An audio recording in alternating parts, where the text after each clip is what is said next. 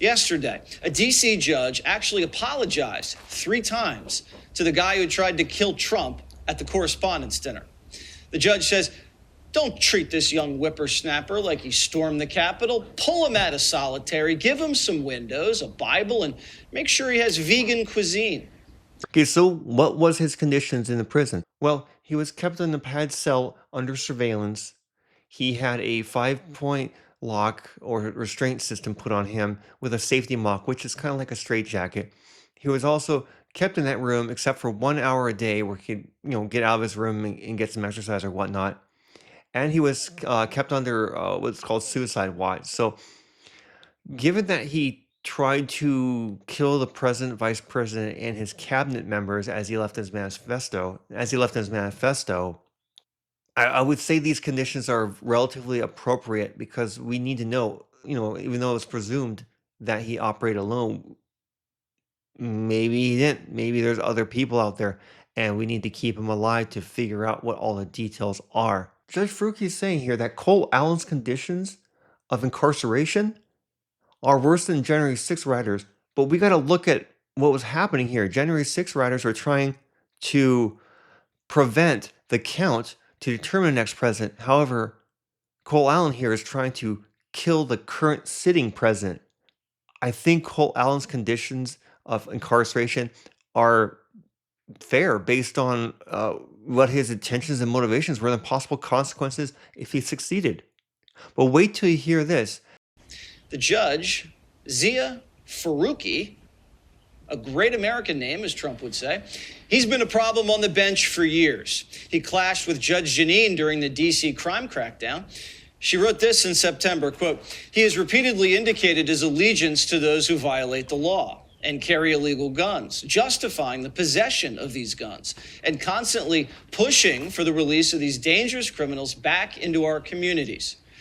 So who is this guy? He's the first Muslim judge appointed to federal court in D.C. Yay.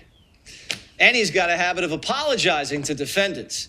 He thinks he's a Picasso in a bow tie. It's not as simple as a sort of mathematical equation, 2 + 2 is 4. We're not getting that. We're getting art, right? And we're trying to see that. And everyone views art differently. And I bring my life experiences to bear when I am trying to make predictive decisions. Judge Faruqi gets frustrated by being bound by the law. He really doesn't believe in punishment. How do we weave in compassion into the job that we do? We have to follow the law. There are many times where I feel very frustrated because there are people who I often tell them the difference between them and me.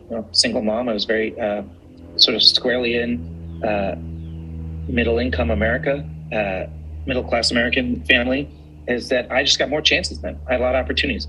Yeah. Well, what does compassion look like to him? Keeping criminals out of jail.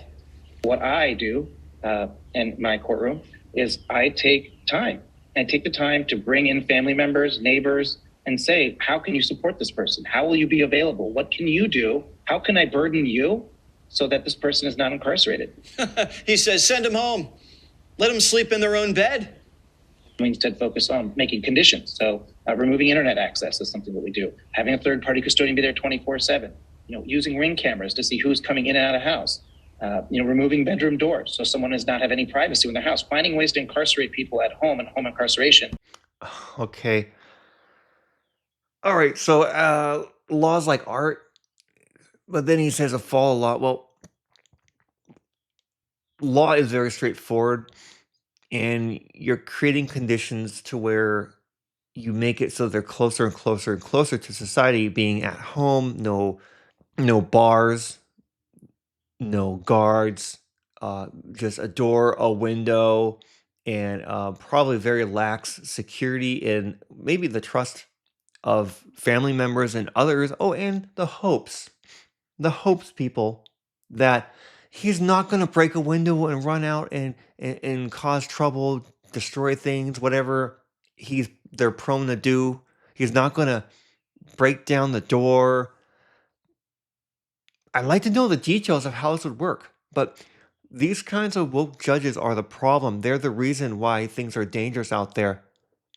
They think that keeping the prison system like a revolving door is what's happening. But no, we have repeat offenders over and over and over and over and over again. I mean, just look at what happened with Arina Zaruska. I'll keep bringing it up because that's a very good example. The guy who killed her had been let in and out of prison for, I don't know, like 14, 15 times at least. And even their family was saying, don't let this guy out. But he went out and eventually ended up killing somebody. So, in my opinion, you do the crime, you do the time. But what do you guys all think? Do you think at-home prison is going to work? I don't. Do you guys think that some crimes we can do it for, but definitely not the violent crimes? Definitely not the felonies of the world? Let me know what you guys think. I'm interested in hearing about it. Yesterday.